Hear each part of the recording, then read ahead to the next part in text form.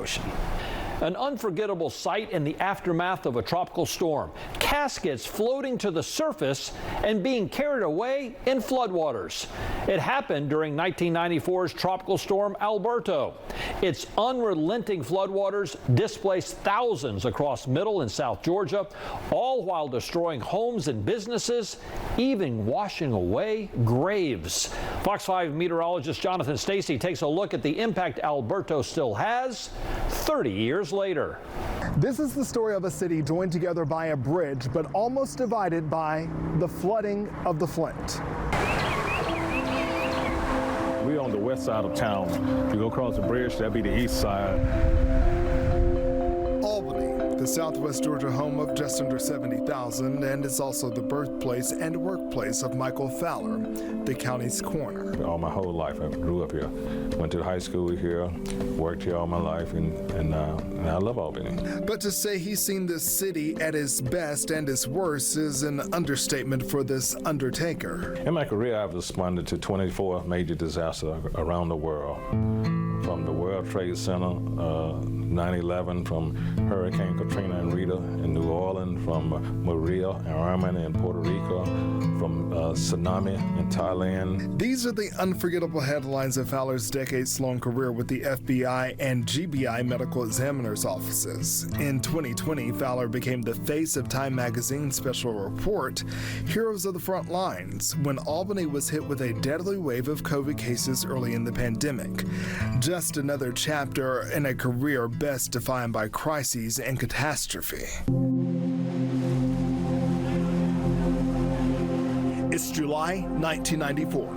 A steamy yet soggy start to the month across Georgia's Piedmont and its plains, and hopes for a festive 4th of July are fizzling fast among forecasters. We had a front that had come through here, I remember, and it just kind of stalled. Our own David Chandley is on air in Atlanta for the holiday weekend, but his eyes are on the Gulf, where the first named storm of the season is making landfall along Florida's panhandle. Tropical Storm Alberto came ashore, it was July 3rd. The concern was the rain, and it did rain.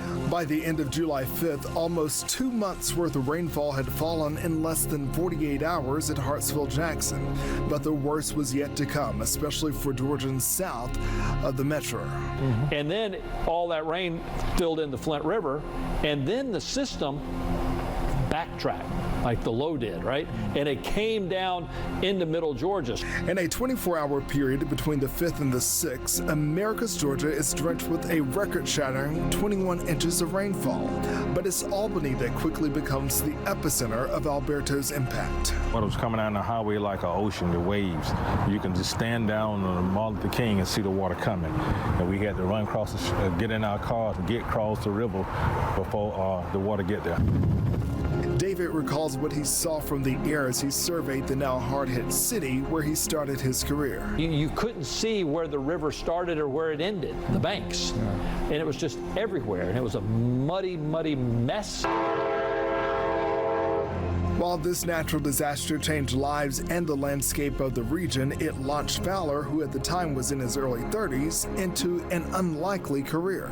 But it changed me because that's how I really got hired by the GBI and also the DMOR team, the federal team.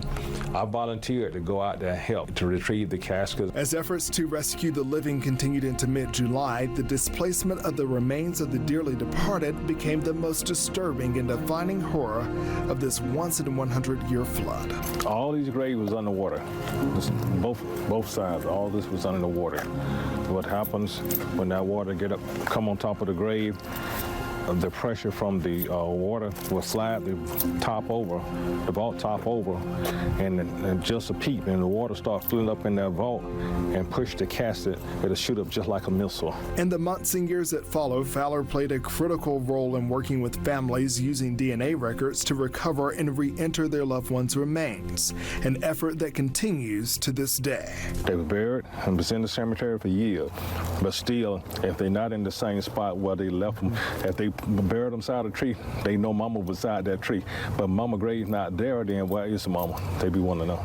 it's not exactly their final resting place. Right. That is so true. And even in the face of the unimaginable and the unpredictable, this city has proven itself to be unsinkable. COVID came through here, the 98 flood, the 94 flood. We always band back together and come back. In Albany, Jonathan Stacey, Fox 5 News. All told, the flood of 1994 claimed 34 lives across 3 states while causing more than $1 billion in damages. Of more than the 400 caskets washed away during the flood of 94 in Albany, more than 90 of those remains have yet to be fully identified by their loved ones to this day. It's a profound example of how the scars tropical systems can leave on communities well after the cleanup and the recovery.